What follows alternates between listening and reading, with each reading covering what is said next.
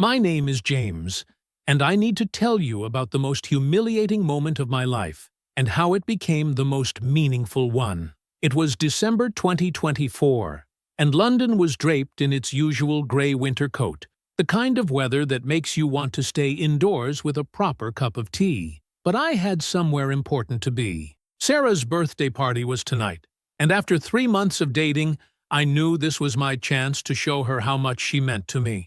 We'd met at a coffee shop in Covent Garden. Cliché, I know. But sometimes life writes its own romantic comedies. She was reading Virginia Woolf whilst sipping an oat milk cortado, and I was completely smitten before she'd even looked up from her book. The past few months had been magical. Long walks along the Thames, Sunday roasts in quaint Hampstead pubs, evenings spent discussing everything from British politics to our shared love of obscure indie bands.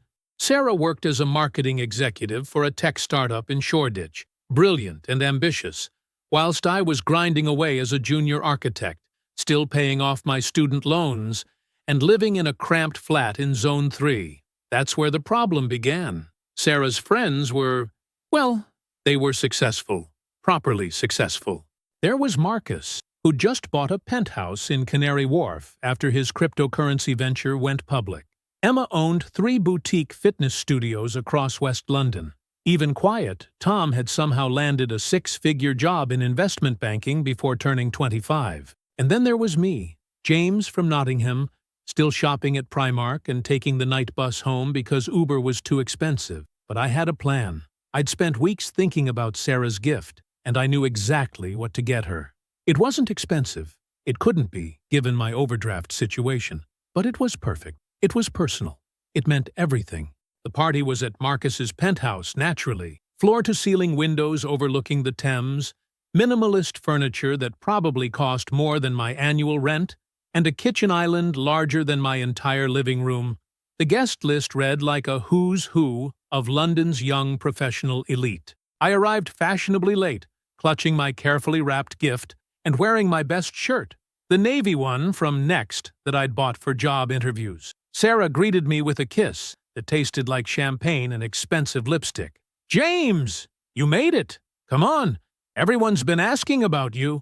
That was Sarah, always making me feel included, even when I clearly didn't belong. She led me through the crowd of beautiful people, all holding glasses of something that definitely wasn't from Tesco Express.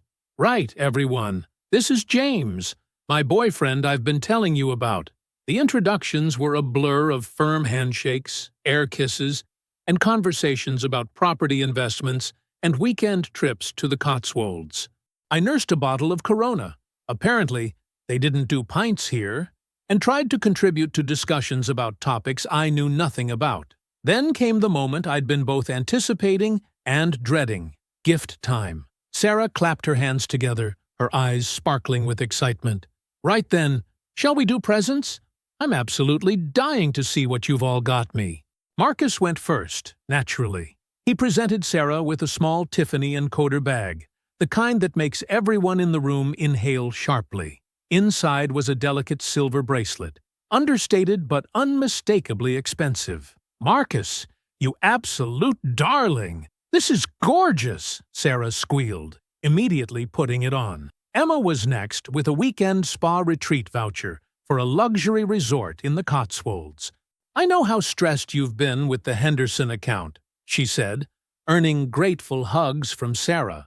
Tom, despite his quiet demeanor, had somehow secured tickets to a sold-out West End show that Sarah had been desperately trying to see. Each gift was met with genuine delight, photos for Instagram, and increasingly effusive thank yous. The bar was being set impossibly high, and my carefully wrapped present suddenly felt very small in my hands. "James, your turn!" Sarah beamed at me, and suddenly every conversation in the room stopped. I stood up slowly, acutely aware that my shirt was from the high street, whilst everyone else looked like they'd stepped out of a Burberry advert. My palms were sweating as I handed over the rectangular package, wrapped in brown paper because I'd thought it looked vintage and thoughtful. Now it just looked cheap.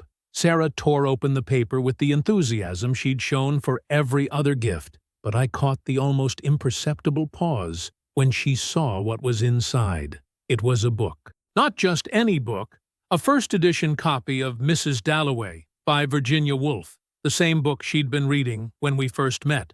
I'd found it in a second-hand bookshop in Bloomsbury after weeks of searching. The cover was slightly worn, the pages yellow with age, but it was real, authentic, meaningful. At least, that's what I thought. The silence that followed lasted maybe 3 seconds, but it felt like 3 hours. I watched Sarah's face as she processed the gift, and I saw something flicker across her expression. Disappointment? Confusion? "Oh," she said, turning the book over in her hands. "It's vintage." That's when it happened. The laugh. It started as a small giggle, barely audible, but it grew.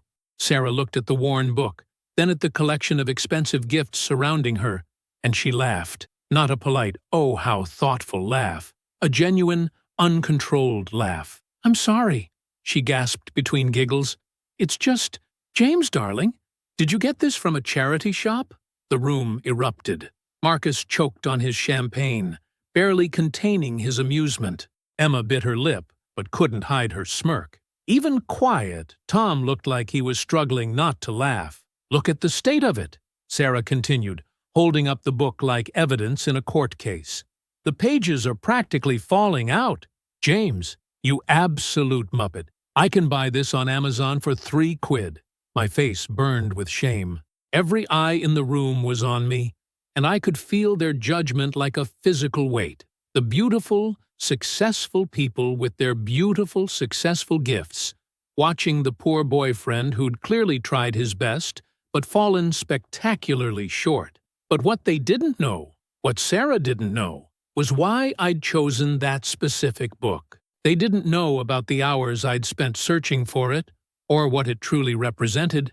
They didn't know the story behind it, the reason it meant everything to me. They were about to find out. The laughter in Marcus's penthouse felt like broken glass in my ears.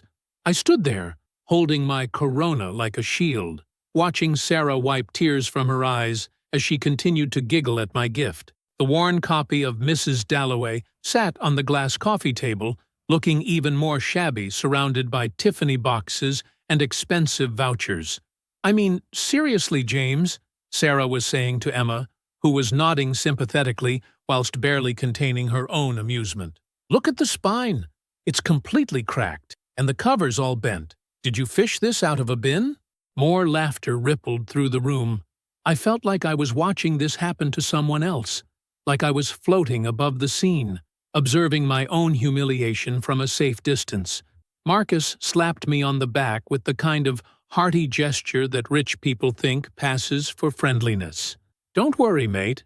We've all been skint before. I once gave my ex a keyring from Poundland for our anniversary." He chuckled at his own story, completely missing the point that this wasn't about money. The worst part was Sarah's face. She kept looking at the book like it might contaminate her expensive furniture. This was the woman who'd spent hours discussing literature with me, who'd quoted Woolf over Sunday brunch, who'd claimed that material things didn't matter to her. "The thing is," Tom chimed in, adjusting his designer glasses, "you can get a beautiful hardcover edition for about £15 at Waterstones.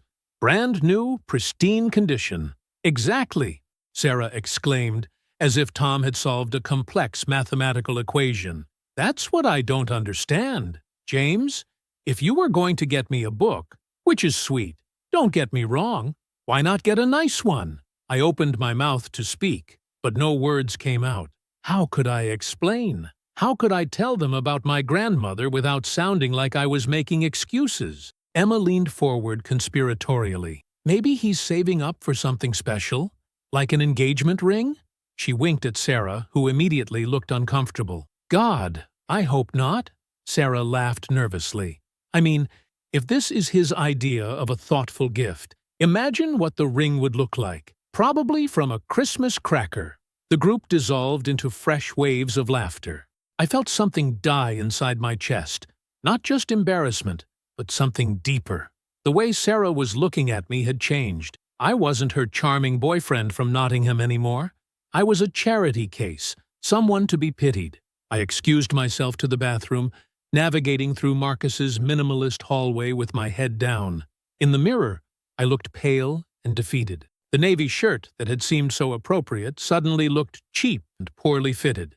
Everything about me felt wrong in this space, among these people. When I returned, the conversation had moved on to weekend plans in the Cotswolds, but I could feel the energy had shifted. There were sideways glances, whispered comments, the kind of polite exclusion that happens when you've marked yourself as different. Sarah tried to include me, bless her, but it felt forced now. James is working on this amazing project at his firm, she announced to the group. Tell them about the sustainable housing development. But I could hear the overcompensation in her voice, the way you might brag about a child's crayon drawing to other parents. The group nodded politely, while I mumbled something about eco-friendly materials and energy efficiency ratings. The party continued around me like I was a ghost. Conversations about yacht shares in Monaco, investment properties in Brighton, weekend trips to Paris on the Eurostar. I contributed where I could, but mostly I just smiled and nodded, feeling increasingly invisible. Around 11, people began filtering out onto Marcus's terrace to smoke and admire the view of London's glittering skyline. The December air was bitter, but the terrace heaters made it bearable if you stayed close to them. I found myself alone with Sarah, finally. "Are you all right?" she asked, though she was looking at her phone while she said it. "You've been quiet." "I'm fine," I lied. "Just tired." She slipped her arm through mine, and for a moment, I thought maybe we could move past this. Maybe the gift thing was just a blip, an awkward moment that would become a funny story later. "James," she said softly, "about the book." My heart sank. "Sarah, you don't have to." "No, let me finish. It was thoughtful. Really it was. I can see you put effort into finding something personal. It's just—" She paused, choosing her words carefully. "My friends, they're used to a certain standard, you know? And I suppose I am too." There it was, the truth, delivered with the gentle cruelty that only comes from someone who thinks they're being kind. "I understand," I said quietly.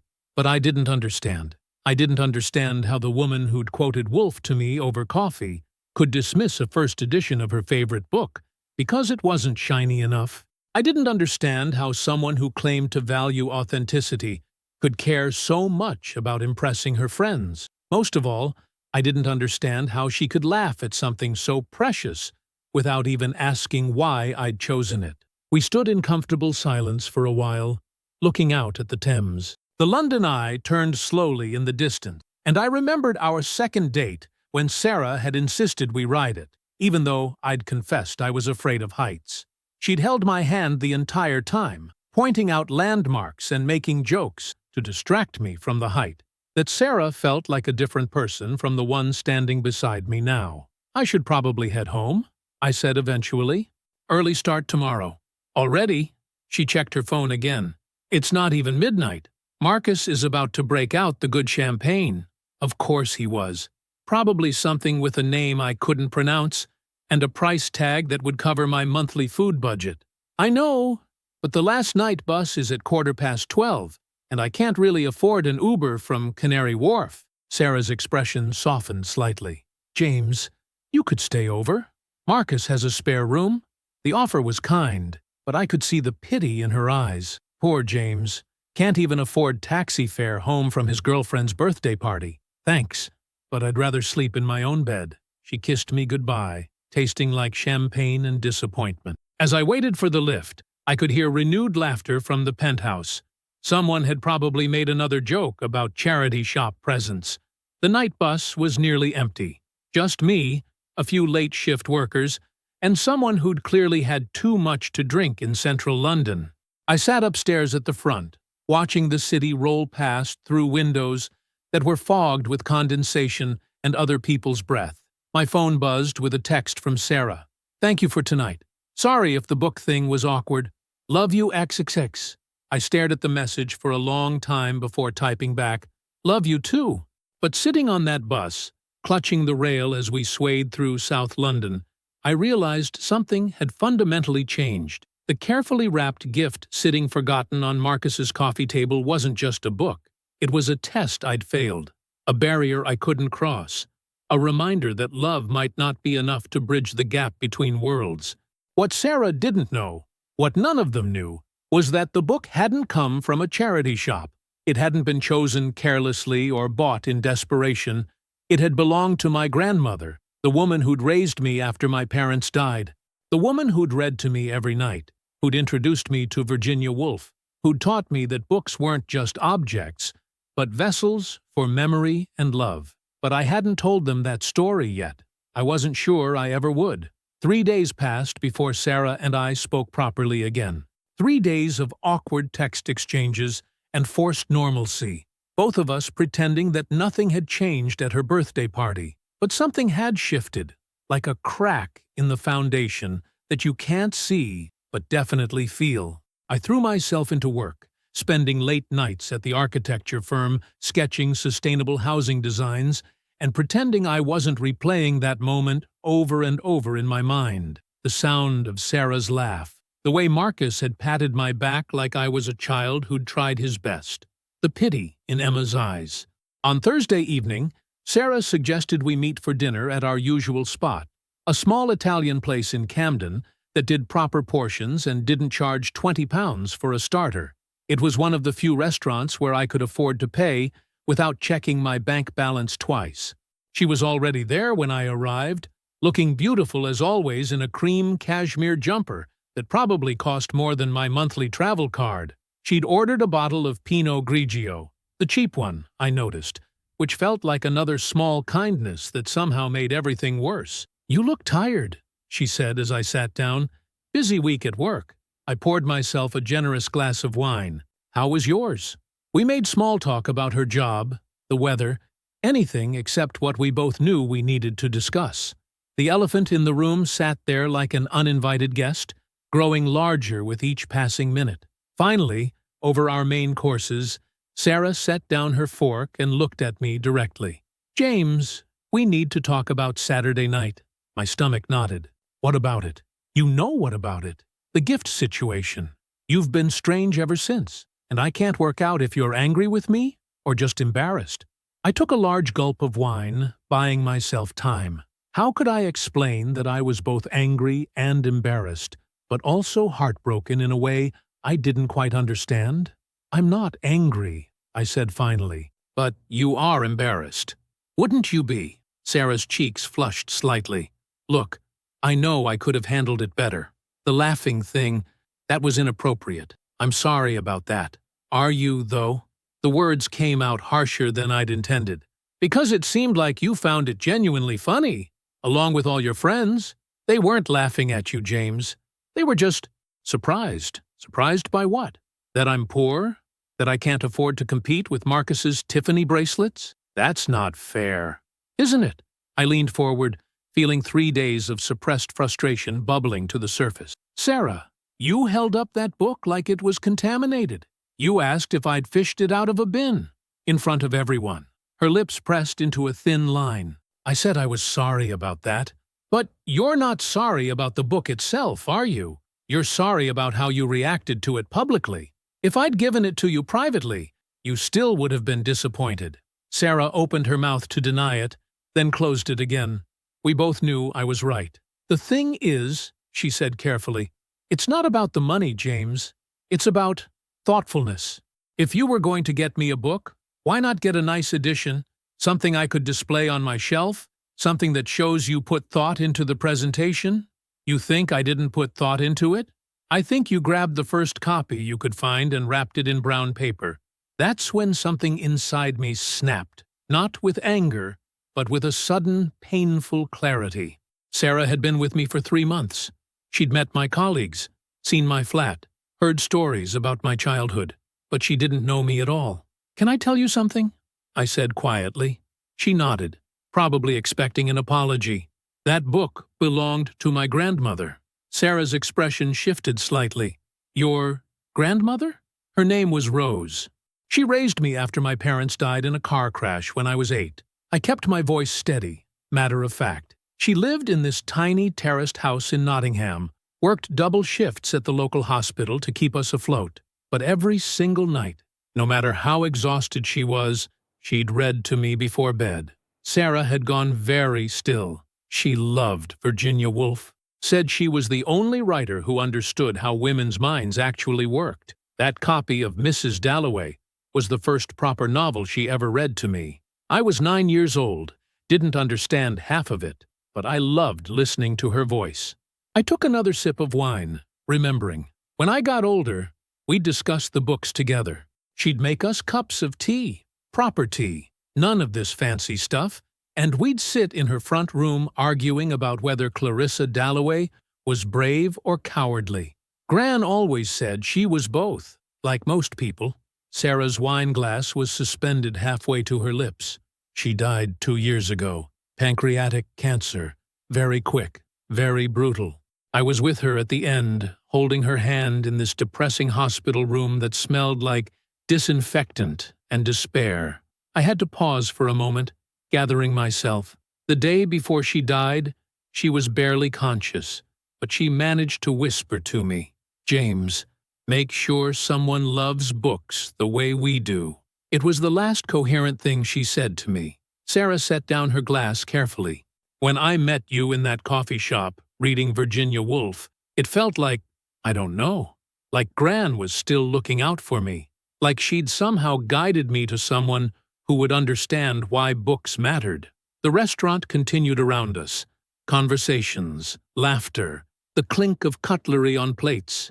But our table felt suspended in its own bubble of silence. After the funeral, I kept most of her books. I couldn't afford to keep the house. It got sold to pay for her care costs, but I saved the books. That copy of Mrs Dalloway lived on my bedside table for 2 years. I'd pick it up sometimes when I missed her, just to smell the pages. They smelled like her house, like home. Sarah's eyes were bright, with unshed tears. I'd been planning to give it to you for weeks, not because I couldn't afford something better, but because it was the most precious thing I owned. I wanted to share that with you. I wanted you to have something that meant everything to me. My voice cracked slightly on the last words, and I had to take a moment. So, when you laughed at it, when you held it up like it was rubbish, it felt like you were laughing at her memory, at everything she'd given me. Sarah was crying now, proper tears rolling down her cheeks. "James, I had no idea. Why didn't you tell me? When? When you were showing it around the room asking if I'd got it from a charity shop? Or later, when you were explaining to your friends that they could buy a nice one from Waterstones?" She flinched, as if I'd slapped her. "You never asked," I continued. "Not once did you consider that there might be a story behind it. You saw something old and shabby and assumed I was just too poor or too thoughtless to do better." We sat in silence for several minutes. Sarah wiped her eyes with her napkin, leaving black smudges of mascara. Other diners glanced over occasionally, probably wondering what drama was unfolding at table 6. "I'm so sorry," she whispered finally. "James, I'm so incredibly sorry. If I'd known—" "But that's just it, Sarah. You should have known. Not the specific story, but you should have known me well enough to realize I wouldn't give you something meaningless. You should have trusted that there was a reason." She nodded miserably. "You're right. You're absolutely right. The worst part is, I was excited to tell you the story. I'd imagined sitting with you after the party, explaining why I'd chosen that book, sharing that part of my life with you. I thought you'd understand what it meant." "I would have," she said desperately. "If you'd told me then, I would have understood. Would you? Or would you have felt guilty for laughing at something sentimental?" She didn't answer, which was answer enough. I signaled the waiter for the bill. The evening felt over, though we'd barely touched our food. "Where does this leave us?" Sarah asked quietly. It was a fair question, and one I'd been asking myself for 3 days. I looked at her across the table. Beautiful, intelligent, successful Sarah, who could buy whatever she wanted, but had never learned to recognize what was truly valuable. "I don't know," I admitted. "I keep thinking about what your friend Emma said, about me saving up for an engagement ring." Sarah winced. "The thing is, If I ever were to propose to someone, I wouldn't give them a ring from Tiffany or Cartier. I'd give them my grandmother's ring. It's not worth much, just a simple gold band with a tiny diamond. But she wore it for 60 years. She told me it was the most beautiful thing anyone had ever given her. I stood up and put on my jacket. I need to think about whether I want to be with someone who would laugh at that, too. Sarah's face crumpled. James, please, don't end this because of one stupid mistake. It's not about the mistake, Sarah. It's about what the mistake revealed. I left money for dinner and walked out into the cold Camden evening, leaving Sarah crying into her untouched risotto. But I wasn't done with the story yet. There was still one more chapter to write. A week later, Sarah called me at work. I almost didn't answer. We'd exchanged a few painful texts since our dinner, but mostly, we'd been giving each other space to think. Her name on my phone screen made my chest tight with complicated emotions. James, I need to see you, she said without preamble. Please, it's important. Sarah, I don't think I've got your book. That stopped me cold. What? The Mrs. Dalloway. I took it from Marcus's flat after the party. I need to give it back to you properly, and I need to tell you something. We arranged to meet at the coffee shop where we'd first encountered each other. It seemed appropriate somehow, returning to the scene of the beginning to possibly witness the end. Sarah was already there when I arrived, sitting at the same corner table where she'd been reading Wolfe all those months ago. The worn copy of Mrs. Dalloway sat on the table between us like evidence in a trial. She looked different, smaller somehow, less polished. Her usual glossy confidence had been replaced by something rawer, more uncertain. I've been reading it, she said as I sat down. Reading what? Your grandmother's book. Every page. I've spent the last week reading every single page. I stared at her. Why? Because I needed to understand. I needed to know what I'd dismissed so casually. She picked up the book carefully, as if it might break. There are notes in the margins. Your grandmother's handwriting, I assume? I nodded. Gran had been an annotator, filling the margins with observations, questions, connections to other books. And there's an inscription on the front page. To my darling Rose, may you find yourself in these pages. All my love, Henry. That was your grandfather? Yes. He gave it to her for their first wedding anniversary. He died when she was 55. Sarah's eyes filled with tears again. James, this book, it's not just a book. It's a love story. It's a family history. It's irreplaceable, I finished quietly. Yes, she wiped her eyes, and I treated it like rubbish. I held it up and mocked it in front of a room full of people, and I didn't even realize I was destroying something precious. We sat in silence for a moment, both looking at the book. I've been thinking about what you said, Sarah continued, about trust, about knowing someone well enough to believe they wouldn't give you something meaningless. She took a shaky breath. I failed that test completely, didn't I? Sarah, no, let me finish. I've been thinking about why I reacted the way I did, and I don't like what I've discovered about myself. She wrapped her hands around her coffee cup as if seeking warmth. I was embarrassed, not by the book, but by what it represented. My friends all gave me these expensive, impressive gifts, and yours looked— She paused, searching for the right words. It looked like something that couldn't compete, and I was embarrassed that my boyfriend couldn't compete with my friend's wealth. The honesty was brutal, but I appreciated it. I cared more about how I looked to them than about the thought behind your gift. I cared more about maintaining an image than about your feelings.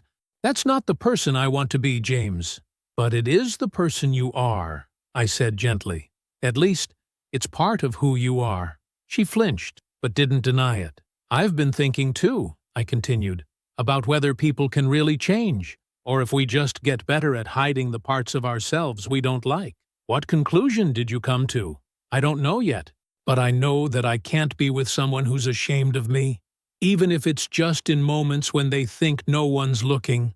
Sarah began to cry properly then, not the elegant tears from the restaurant, but ugly, gulping sobs that made other coffee shop patrons glance over in concern. I'm not ashamed of you, she managed between sobs. I'm ashamed of myself. I'm ashamed that I cared so much about what they thought. I'm ashamed that I valued a Tiffany bracelet over something that came from your heart." I handed her napkins and waited for the crying to subside. "There's something else," she said, when she could speak again. "I told them." "Told who what?" "My friends. About the book. About your grandmother. About what it really meant." My stomach dropped. "Sarah, why would you—" "Because they needed to know. Because I needed them to know what we'd done. What I'd done." She pulled out her phone and showed me a group chat. I could see messages from Marcus, Emma, and Tom, all expressing horror and remorse about the party. "Marcus wants to apologize to you personally," she said. "Emma's been crying on and off for 2 days. Even Tom, who never shows emotion about anything, said he felt sick when he realized what had happened." I scrolled through the messages, seeing genuine distress and self-recrimination. "They want to make it right somehow," Sarah continued. "Marcus offered to buy you something expensive, but I told him that was missing the point entirely." "It is missing the point." "I know." That's what I told him. I said that the value wasn't in the money spent, it was in the meaning attached. I said that your gift was worth more than all of ours combined because it came from love. She looked at me hopefully, as if this revelation might fix everything. "The thing is, Sarah, I appreciate that you told them. I appreciate that they feel bad.